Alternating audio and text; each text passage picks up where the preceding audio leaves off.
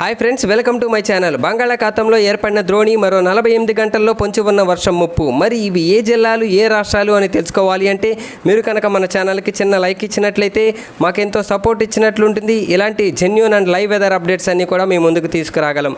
ఇక చూసుకున్నట్లయితే బంగాళాఖాతంలో ఏర్పడిన ద్రోణి కొనసాగడంతో ఆంధ్రప్రదేశ్లోని మరో 48 గంటల్లో వర్షాలు కురిసే అవకాశం ఉంది అని వాతావరణ కేంద్రం ప్రకటించింది. మరీ ముఖ్యంగా కోస్తా, రాయలసీమలో పలు చోట్ల ఉరుములు, పిడుగులతో కూడిన వర్షాలు కురుస్తాయని, ప్రజలు, అధికారులు అప్రమత్తంగా ఉండాలి అని వాతావరణ శాఖ కేంద్రం వెల్లడించింది. ఇప్పటికే బంగాళాఖాతం నుంచి కోస్తాపైకి తేమగాలులు వీస్తుండటంతో ఉత్తర ఒడిశా పరిసరాల్లో ద్రోణి బలహీనపడినా దాని నుంచి కూడా ఉత్తర కోస్తాపైకి గాలులు వీస్తున్నాయి.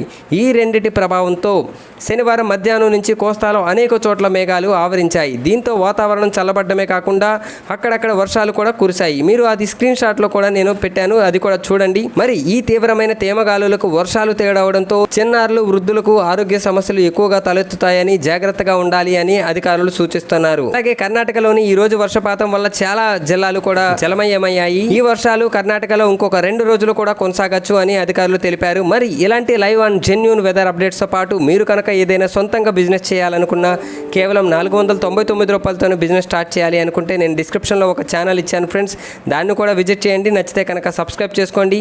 మరి thank you for watching asset Mantra vlogs.